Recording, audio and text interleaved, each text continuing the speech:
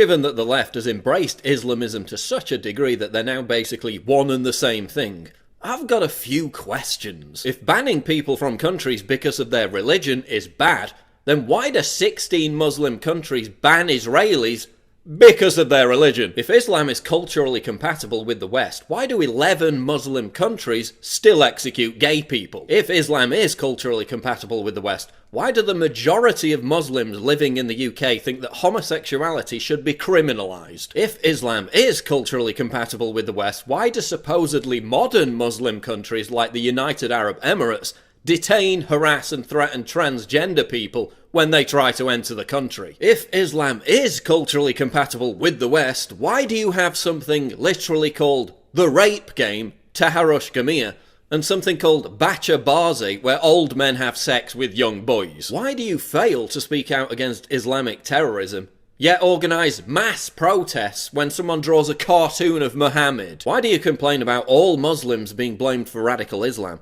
then shout down and intimidate ex-Muslims who speak out against radical Islam? Why do you insist that all Muslims shouldn't be collectively blamed for terrorism, but then collectively blame all Westerners for the actions of our governments in Muslim countries? Why do you insist that Islam is a religion of peace, and then threaten to kill me when I say it isn't? If Islam is a religion of peace, why does the Quran contain 109 passages that call for Muslims to wage war against non-believers? If Islam is a religion of peace, why do police keep finding huge caches of military-grade weapons in mosques across Europe? If Islam is a religion of peace, why do significant numbers of Muslims living in the West support suicide bombings? If Islam is a religion of peace, why is there no popular Muslim peace movement? If Islam is a religion of peace, why do I routinely receive messages from Muslims who agree with me, but who are afraid to speak out for fear of being killed? If terrorism is all just a backlash against Western foreign policy, why are most victims of terrorism other Muslims? Why do you constantly invoke the Crusades, a 600-year-old defensive war, to make apologies for modern-day Islamic terrorism? That's not an argument. Not an argument. It's not an argument. It's not an argument.